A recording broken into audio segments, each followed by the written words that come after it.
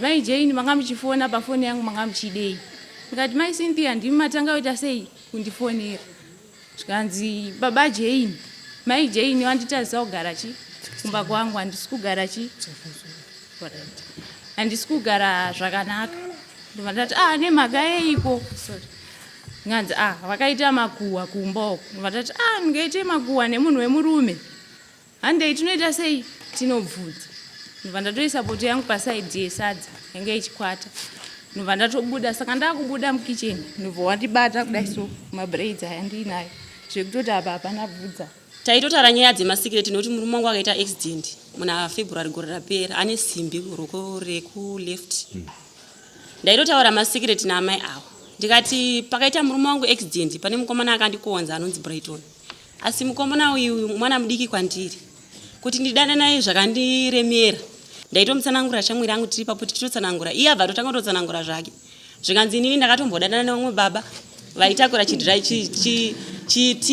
chitipa chemvura. Baba ivo vanga vari vechikuru, baba ivo ndakavabhilivhisa nandatoti kune mbi yangu iwewe maisimbiya wakadzungaira ukutambirei kudanana naBrighton. Brighton ane mari zvikandi ndiri kuchinhoi zveshuwa ndaitohura murume wangu kana akatozvinzwa anozviramba. Ndakataura shona yekuti mai Cynthia kugeza kwakanaka pandakwira chitipa dhiraivha wechitipa nditi asi munomaneja pafamu pamunoita sei pamunogara iwe wakuchinjurudza ndichoti simati yakaita sei yakanaka munhu kana uchifamba hauzoita inonzi chikuita unge uri kumugwadzo. Ndoshona yandakataura kuti ndakachinjurudza. Asina kukanikwa nezvepadera ndoda nyaya dzechokwadi saka andituka zvitutsi pafoni ukazoti ndinodanana nemurume wako ndizvo. Pamusoro makurukota neaisi vedare vakateerera vakumbiro Pamusoro imambo, pamusoro emakurukota, pamusoro vedare.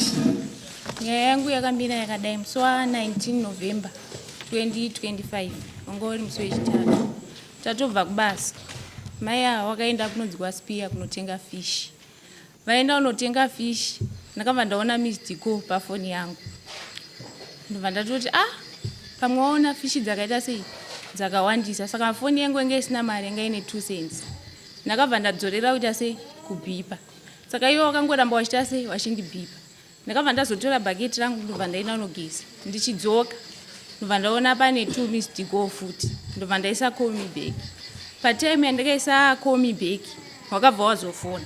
Pawakafona zvikanzi mukudei pafoni yangu mune miedzo amai mimi. Ndobva watotanga kutuka zvinyadzi.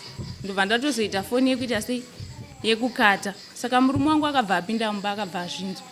Nganzi kochiko mai Jane. Ndobva ndatanga kutowatsanangudzira kuti mai Cynthia wafona ndiwe watotanga kuita sei kundifonera wachindituka.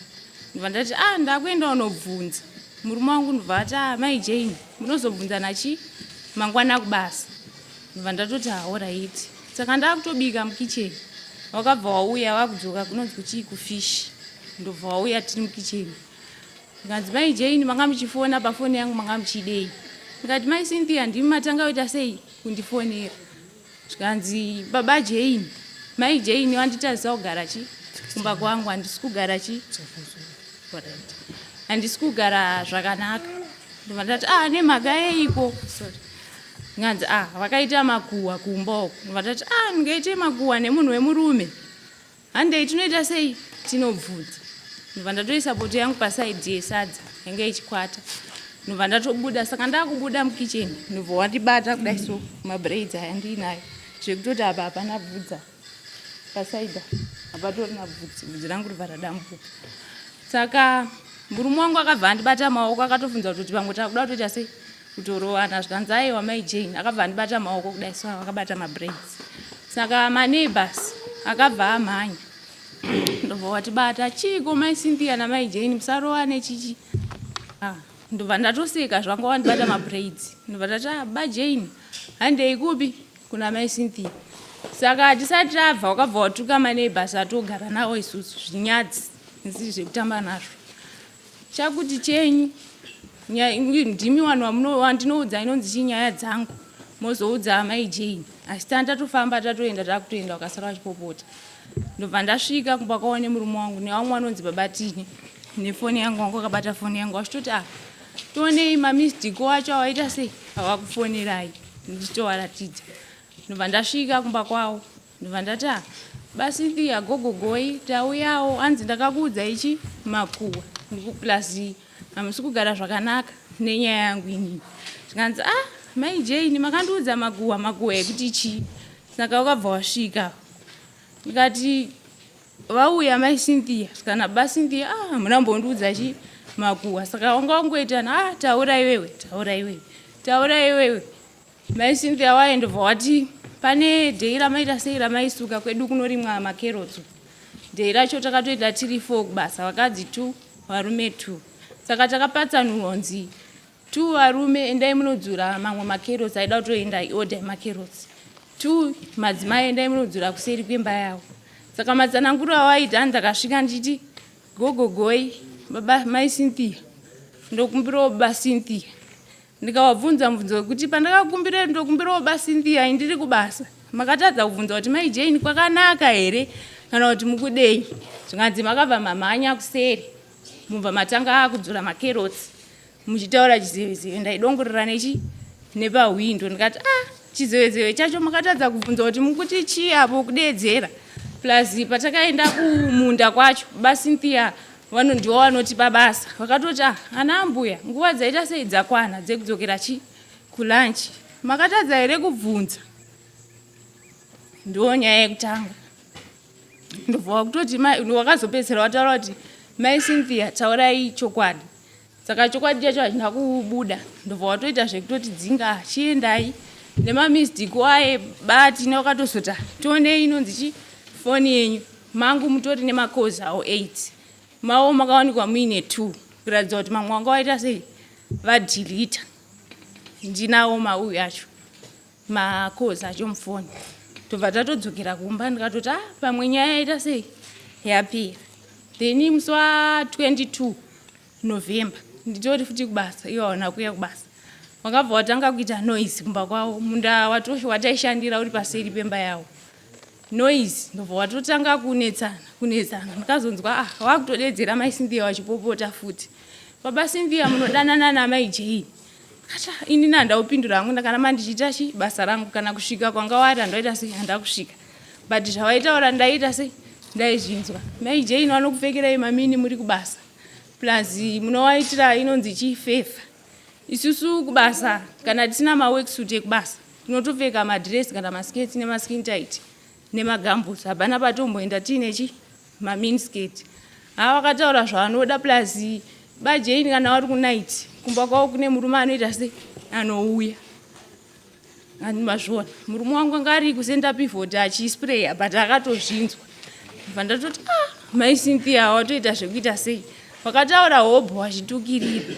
Saka inini tandapiwa zvetarget zvekudzirira peace ndakatongotanga kubuda ndini munonzi malaini mangu ndobva tadedza murume wangu ndobva tati ba Jane inini ndakuenda kumapurisa taura fungai kuti musi wechitatu pakaita nyaya futi yangu nhasi Saturday paita futi nyaya yangu.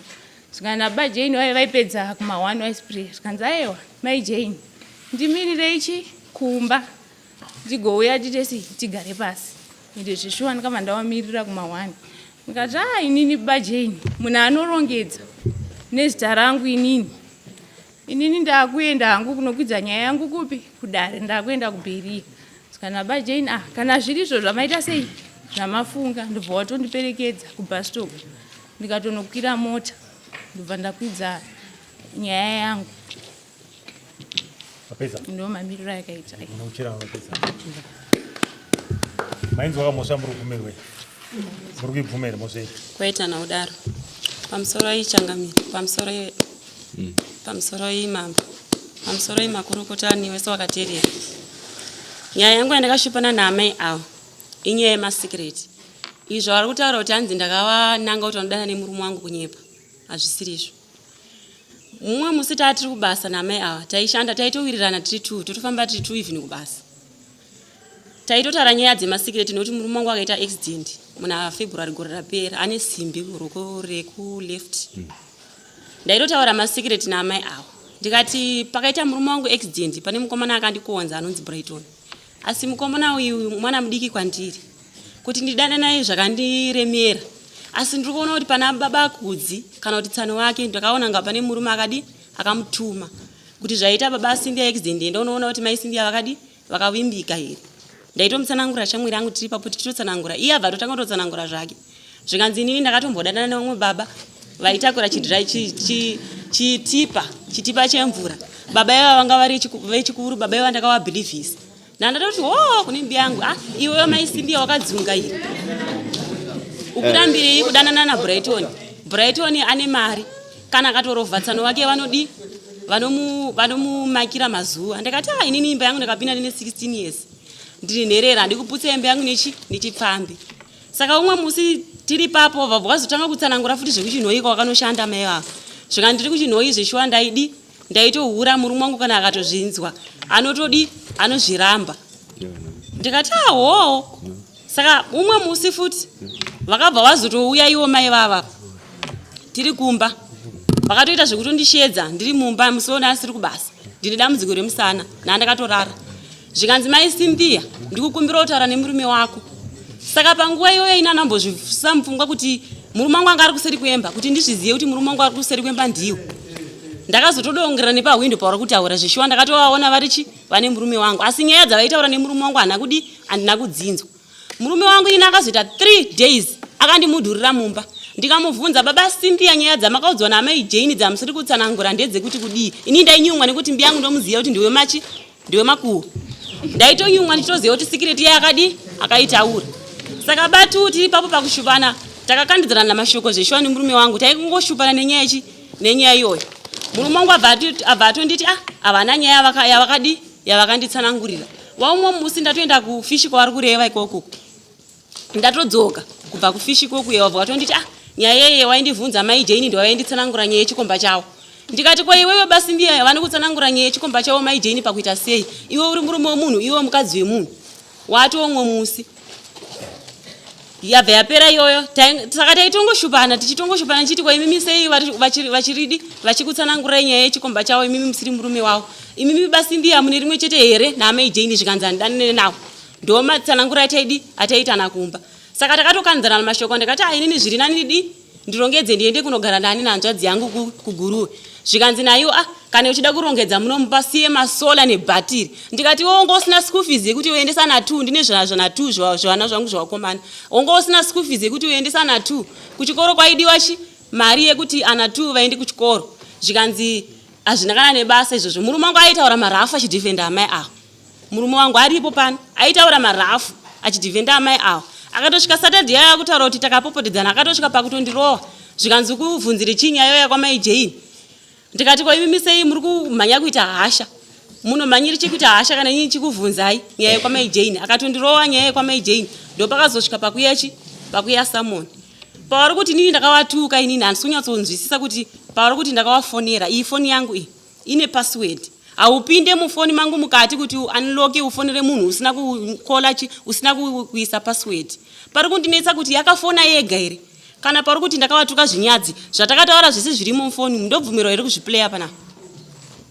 Imbumirezve ichengetedzei.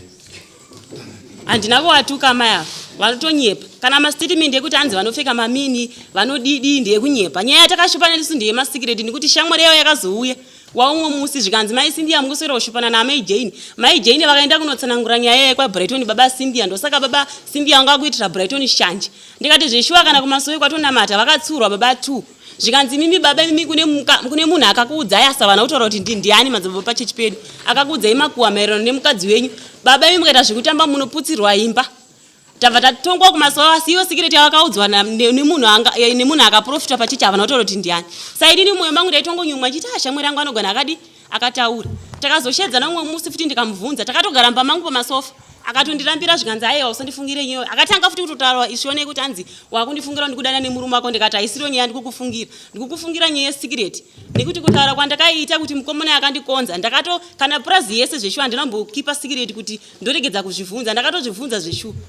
ndikuti ndakatoti mwana uyu ane munhu akamutuma since ane 5 years achigara muno maasati andiudza mashoko yaye ozondiudza mashoko ekuti anondida nekuti batu aita accident ndo nyaya yangu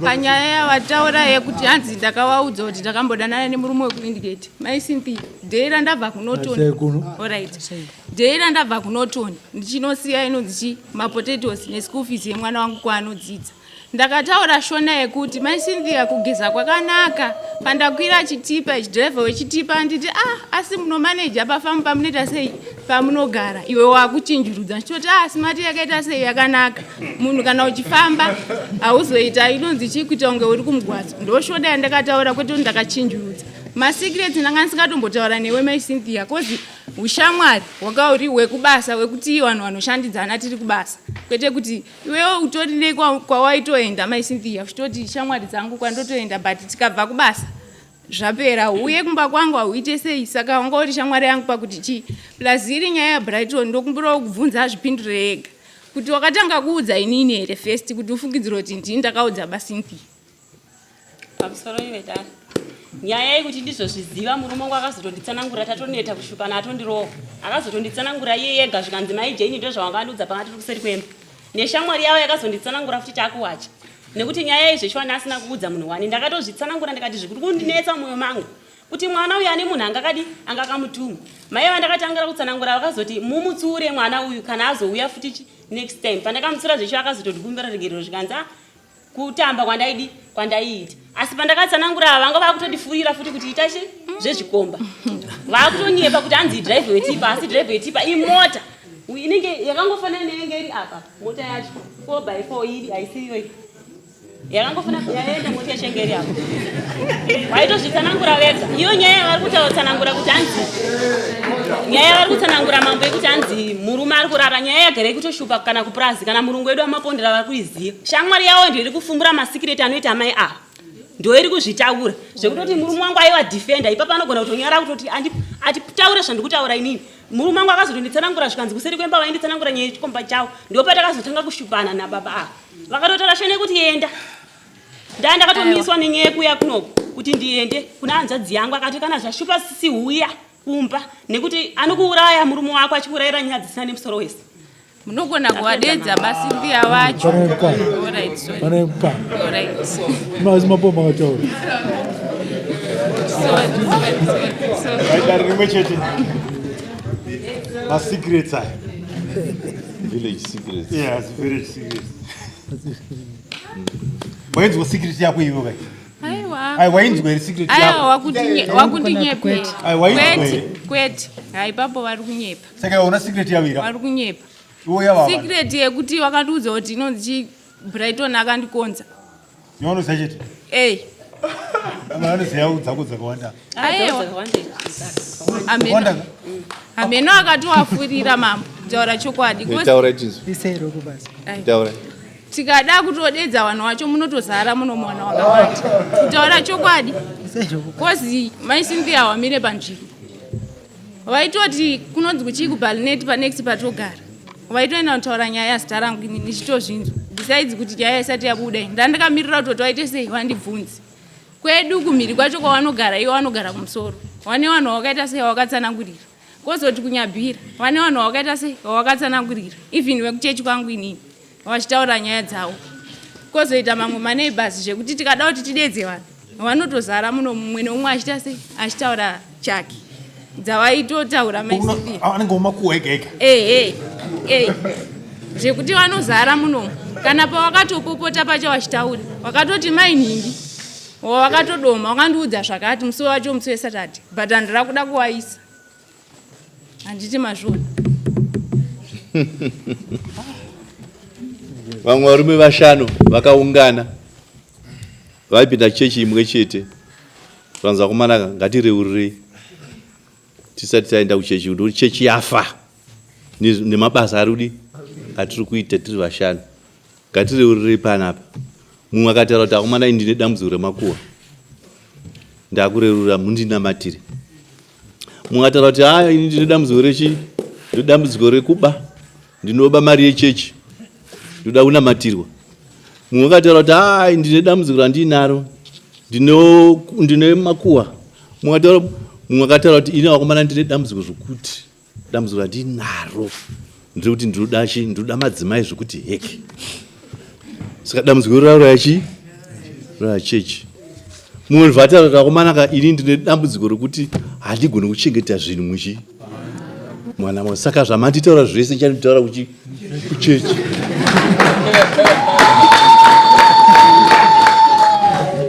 Vaenda kuchechi ndikatosvika muchechi vaazvitaura kuti ndine dambudziko ndakataura nevarume kuti anoda naningi uyu anoda naningi.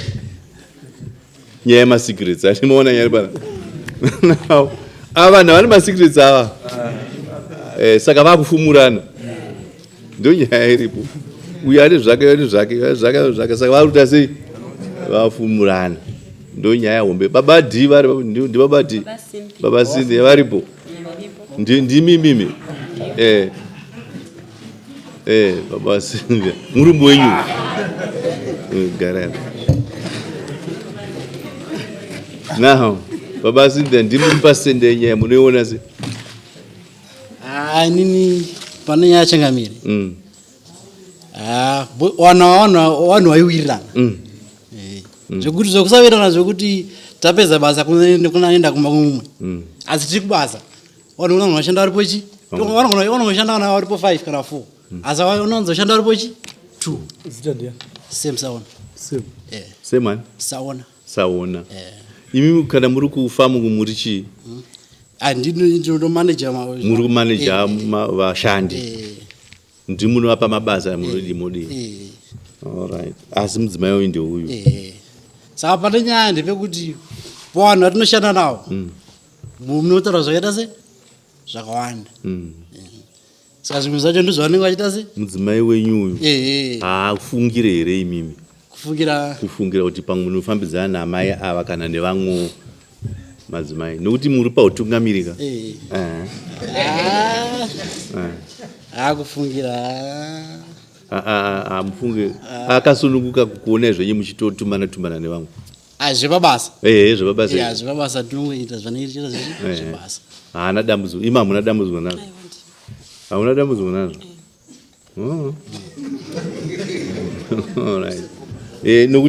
Nokuti ipapo ndipo panogona kupa dambudziko rekuti kana muchibatikana nazvo nokuti ava vanotaura nevanhu vakawanda varume nemadzimai. Saka kana makaita mhodzi yekufungira manje panoita dambudziko guru mumba hamugariko hamumbogare kana mbichani. Taurai tinzwa. Pamusoro imambo panga pane nyaya yangu inini pandakashopana naamai avo pavakauya kumba vakatoita zvekutondikumbira kamwana kangu kasimbiya kane 10 years vadhoka vakatanga kuvhunza zvikansimbiya mama wako ari kupi. Saka ndaitoburuka pamubhedha ndatofamba ndakatobata foni yangu ichitoona mamuvhu zvikanzi mai Simpiya ndikukumbirawo kutaura nababa Simpiya. Pandakazovadongorera nepahwindo zveshuwa ndakaona ava vaiseka zvaitaura namai avo. Saka taakumba vakazoita maaction ekundimudhurira ndopamba nenyaya yangu ndaida kuziva kuti vanga vaudzwa kunzi kudii namai avo. Hamune ndo zvandataura pa ndo zvandataura muchiri vana vadiki ende zvinobvumidzwa kuti uchengere mumwe wako. Izvozvo zvinoda kuti unenge uchida kuvaka imba yako. Saka kudongora kwamaita ikokoko zvinoti pamba nezvimwe zvamami muchifungira uye zvakazoitwa wese nekumudhura kwani. Haisi nyaya yekuti makataurirwa chikwete asi nyaya yekutofungidzwa kuti apa pane pakuti sei baba vazondiitira kumudhura.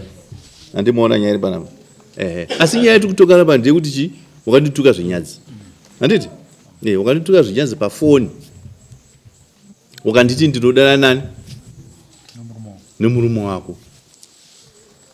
Imi mapindurwa here hamusati mapindurwa handiti? Asi pane papinduruka mbichani. Pekuti zvamukanga muchitaura muri tu kuseri kwemba. Muchitaura nababa. Vakazvifungira manje kuti ende wese baba vakazobva kuvako vakushowa mutu against mudzimai wavo. Dai muri maita sei? Maifunga chii?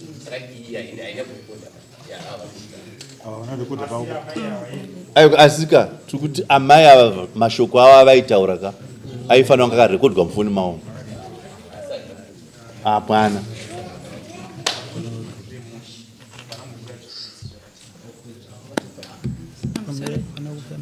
Taurai tinzi. Patime wakandibata mabraids pandikutaura wakandibata mabraids vari kumba. Ndipo wakatuka zvinyadzi nevanhu vatogara navo. Kuri kunzi aindauya nemunhu. Pasiri pafoni. Pasiri pafoni. Wakatotuka zvisingatauriki. Asi mamboti pafoni kandi ne mameseji acho zvikutuka. Zvisingatauriki. Zvekuti handikwanise. Aiwa musataure zveita tozvizwa. Tati chaita kuti tiplay mafoni ndochiri mamarakidza imi kuti zvinyadzi zvakatukwa mufoni umu. Ndosaka tati tambaitidzwe macalls acho. Right, okay, fine. Mufoni hamuna. Saka mumbo wokuti makatukwa kunze kwefoni ndiani anokuona kuwitnessira ini. Rukuna udedza vanonzi babatine Vatinavo. hatina mboya navo. Hamuna kuya navo. Pamungabata bvudzi mwangaripo ndiani? Pambana babatine murume wangu inini. Murume uyu hamo muno. Murume wangu inini. Bvudzi mainzi makabata bvudzi. Ndakabata. Maibatirei bvudzi reuyu? Ndaida kuvarowa. Maida kuvarovere. Vaitondidena pafoni ndonasingataudze nawo mambo. Noti nyaya takatombobvunzana kuri kumba. Vakatodaira mai zvikanzi kuseri kwemba kwekuenda idiscussa nyaya kwaAneso. Nyaya yacho yekunzi kwaAneso yanga iri yavo mai vantu vanga vanzi vanga varasira muzukuru waBabatini wacho chikomba chavo. Ndo nyaya yacho iyoyo mai. Saka ndopatakazvishupana kuti mimi maitsanangura murume wangu pakuita sei nyaya yechikomba chenyu. Ndopatakazvishupana. Patakabvunzana wakabva kuti gwaya kumba kwanga hachatsike. Shuwero watorwa nyaya yechikomba chavamai. Bozinya murume wakanesa navamai ava akabva ati zvoni da kundiudzani murume wenyu Manager futi. Pakanetsana mai ava nemurume wacho ndina ndiripo. Saka ava mai ava iwo wanga waripo pakanetsana amai ava nemurume wacho nevamwe. Nani? Nevamwe vanhu tatakawanda. Saka makazike mudaidzana manje kuti vachibvunza imimi. Aiwa kusuka zvekuzoti adzondaidzana ipapo zvangu handisati. Avakadai handiti zvakakuruka pakaseri pemba. Pamusoro imambo. Mai ava vakazoita zvekutoya kumba kwangu ini musochona ndisiri kubasa. Mai ava vakatoita zvekutondikumbira zvikanzi mai Simbi handikukumbira kutaura nemurume wako kuti ndizvizive kuti Babatiwo vari kuseri kwemba ndimai ava. Nekuti imba yangu ine mahwindo 4. Hwindo reuku ndiro randakazotomira. Ndichitovatarisa vese vari 2. Ava vanga vakamira, mai ava vanga vakakotama. Ava vaiseka zvaitaurwa namai ava asi nini nenzeve dzangu handikuipa mambo. Handina kuzvinzwa. Saka patoo nemaweeks tichishupana baba ava patoo paipai ndo pakazonditsanangura zvikanzi kuseri kwemba kwekwe nekuti pandakatanga kuvatsanangura baba ava vaidhifenda mai ava. Vaitondirambira nini kuti havana kudi kuuya vachikukumbira. Ndikati mimamu ndirambire kuti amai Jane vauya vachindikumbira vatoita zvekundikumbira panapa. Wamwe musi ndatobva kwambuya wavo ndo pakazonditsanangura zvikanzi amai Simbi musi weuyepo waindibvunza kuseri kwemba uku mai Jane ndiwo vainditsanangura nyaya yechikomba chavo. Ndo patakatanga kushupana kusvika pawakazotondirowa musesatati. Hembe yanga ndakapfeka mambo ndaikangana. Yakabvaruka side rese. Ndatoikangana mambo proof yekuti ndakarowa.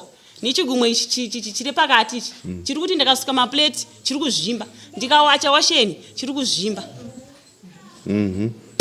All right. Toda kuti nyaya imbozorora. Handitika? Ngaimboenda parutivi zvishoma. Kusvika taona baba witness wamati vakanga varipo vaya. Pamukadhonzwa bvudzi nokuti ava vari kuti ndakakudhonzai bvudzi. Imi kuti pakudhonzwa bvudzi kwandakaitwa ndipo pandikatukwa. Ava vari kuti handina kuita sei? Kutukai. Asi kuti ndakatukwa baba mati babani? Babatine vakanga varipo. Babatine turi kwada mudare. Kuti tipedze nyaya. Saka munouya musi wa3. Babatine ndi witness. Simbi manager.